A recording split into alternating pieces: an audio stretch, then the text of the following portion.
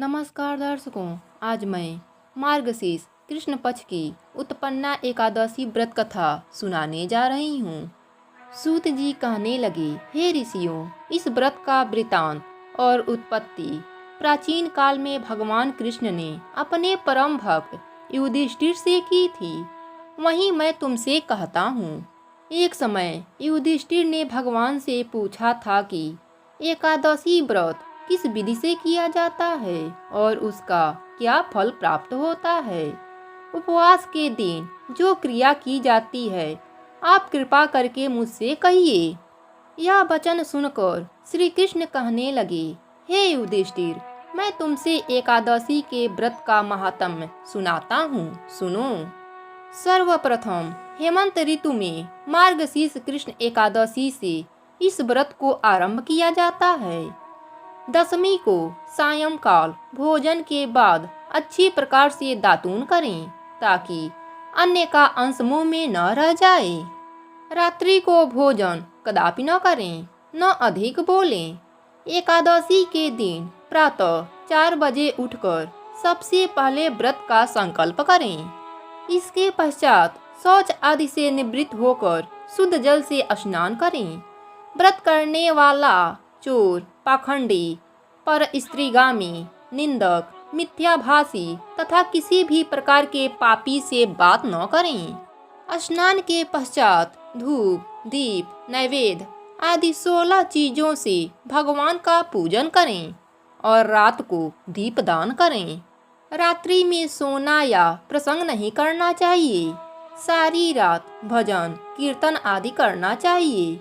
जो कुछ पहले जाने अनजाने में पाप हो गए हों, उनकी क्षमा मांगनी चाहिए। धर्मात्मा पुरुषों को कृष्ण और शुक्ल दोनों पक्षों की एकादशियों को समान समझना चाहिए। जो मनुष्य इस विधि के अनुसार एकादशी का व्रत करते हैं, उन्हें शंखोधार तीर्थ में स्नान करके भगवान के दर्शन करने से जो फल प्राप्त होता है, वह एकादशी व्रत के 16वें भाग के भी समान नहीं है। व्यतिपात के दिन दान देने का लाख गुना फल होता है। संक्रांति से 4 लाख गुना तथा सूर्य चंद्र ग्रहण में स्नान दान से जो पुण्य प्राप्त होता है, वही पुण्य एकादशी के दिन व्रत करने से मिलता है। अश्वमेघ यज्ञ कराने से 100 गुना तथा 1 लाख तपस्वियों को 60 वर्ष तक भोजन कराने से 10 गुना, 10 ब्राह्मणों अथवा 100 ब्रह्मचारियों को भोजन कराने से 1000 गुना पुण्य भूमि दान करने से होता है। उससे 1000 गुना पुण्य कन्या दान से प्राप्त होता है। इससे भी 10 गुना पुण्य विद्या दान करने से होता है। विद्या दान से 10 गुना पुण्य भूखे को भोजन कराने से होता है। अन्य दान के समान इस संसार में कोई ऐसा कार्य नहीं जिससे देवता और पितर दोनों तृप्त होते हों, परंतु एकादशी के व्रत का पुण्य सबसे अधिक होता है। 1000 यज्ञों से भी अधिक इसका फल होता है। इस व्रत का प्रभाव देवताओं को भी दुर्लभ है। रात्रि को भोजन करने वाले को उपवास का आधा फल मिलता है और दिन में 1 बार भोजन करने वाले को भी आधा फल प्राप्त होता है। जबकि निर्जल व्रत रखने वाले का महात्म्य तो देवता भी वर्णन नहीं कर सकते। युधिष्ठिर कहने लगे, हे भगवान, आपने हजारों यज्ञ और लाखों गौदान को भी एकादशी व्रत के बराबर नहीं बताया। सोया तिथि सब तिथियों से उत्तम कैसे हुई, बताइए। भगवान कहने लगे, हे युधिष्ठिर, सतयुग में मूर नाम का दैत्य उत्पन्न हुआ। वह बड़ा बलवान और भयानक था। उस प्रचंड दैत्य ने इंद्र, आदित्य, वसु, वायु, अग्नि आदि सभी देवताओं को पराजित करके भगा दिया। तब इंद्र सहित सभी देवताओं ने भयभीत होकर भगवान शिव से सारा वृतांत कहा और बोले, हे कैलाशपति, मूर दैत्य से भयभीत होकर सब देवता मृत्युलोक में फिर रहे हैं। तब भगवान शिव ने कहा, हे देवताओं, तीनों लोकों के स्वामी, भक्तों के दुखों का नाश करने वाले भगवान विष्णु की शरण में जाओ। वे ही तुम्हारे दुखों को दूर कर सकते हैं। शिव जी के ऐसे वचन सुनकर सभी देवता क्षीर सागर में पहुँचे। वहाँ भगवान को शयन करते देख हाथ जोड़कर उनकी स्तुति करने लगे। देवताओं द्वारा स्तुति करने योग्य प्रभु, आपको बारंबार नमस्कार है। देवताओं की रक्षा करने वाले मधुसूदन, आपको नमस्कार है। आप हमारी रक्षा करें। दैत्यों से भयभीत होकर हम सब आपकी शरण में आए हैं। आप इस संसार के कर्ता, माता पिता, उत्पत्ति और पालन करता और संहार करने वाले हैं। सबको शांति प्रदान करने वाले हैं। आकाश पाताल भी आप ही हैं। आपके पितामह ब्रह्मा, सूर्य, चंद्र, अग्नि, सामग्री, होम, आहुति, मंत्र, तंत्र, जप, यजमान, यज्ञ, कर्म, कर्ता, भोक्ता आप ही हैं। आप सर्वव्यापक हैं। आपके सिवा तीनों लोकों में चर तथा अचर कुछ भी नहीं है। हे भगवंत, दैत्यों ने हमको जीतकर स्वर्ग में भ्रष्ट कर दिया है और हम सब देवता इधर उधर भागे फिर रहे हैं। आप उन दैत्यों से हम सबकी रक्षा करें। इंद्र के ऐसे वचन सुनकर भगवान विष्णु कहने लगे, हे इंद्र, ऐसा मायावी दैत्य कौन है जिसने सब देवताओं को जीत लिया है? उसका नाम क्या है? उसमें इतना बल कहाँ से आया? उसका स्थान कहाँ है? यह सब मुझसे कहिए।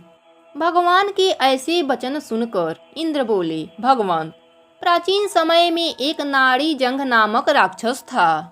उसके महापराक्रमी और लोक विख्यात मूर नाम का एक पुत्र हुआ। उसकी चंद्रावती नाम की नगरी है। उसी ने सब देवताओं को स्वर्ग से निकालकर वहां अपना अधिकार जमा लिया है।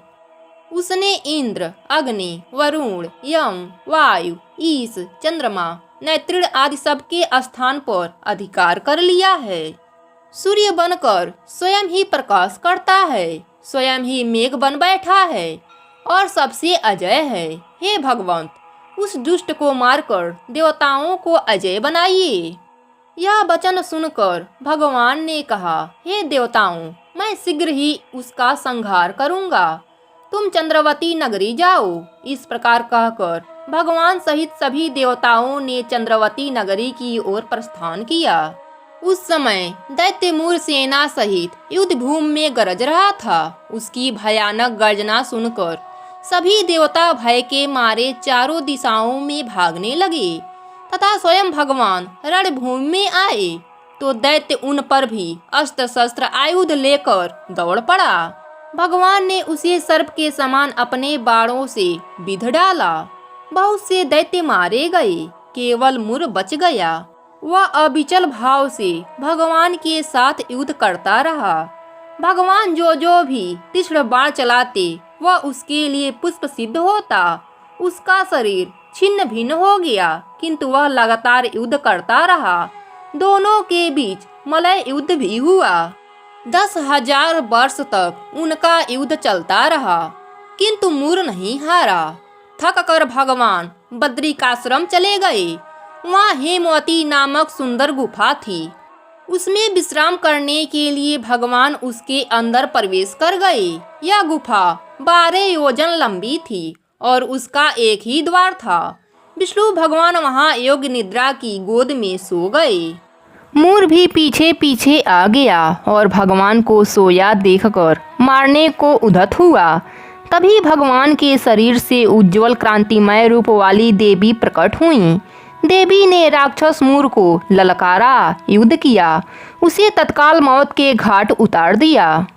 श्री हरि जब योग निद्रा की गोद से उठे तो सब बातों को जानकर उस देवी से कहा कि आपका जन्म एकादशी के दिन हुआ है, अतः आप उत्पन्ना एकादशी के नाम से पूजित होंगी। आपके भक्त वही होंगे जो मेरे भक्त होंगे। पद्म पुराण में लिखा गया है कि इस एकादशी के व्रत के प्रभाव से जाने अनजाने में किए गए सभी पाप नष्ट हो जाते हैं, पूर्व जन्म से मुक्ति मिलती है और पितरों को सद्गति मिलती है।